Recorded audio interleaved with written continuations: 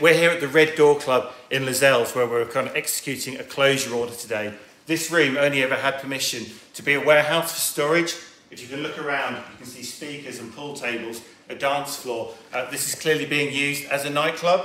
I think what we need to understand is that this area has had serious violence, antisocial behaviour, and I'm really concerned about the local community and local residents as well who have been complaining about noise. What we don't want is for this to end in tragedy, which is why we've closed this club today.